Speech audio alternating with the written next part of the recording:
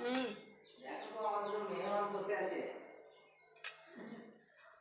আচ্ছা তুমি তো ফুল গাছ দুটো বিরাট দিয়েছো, ঈদেতে যা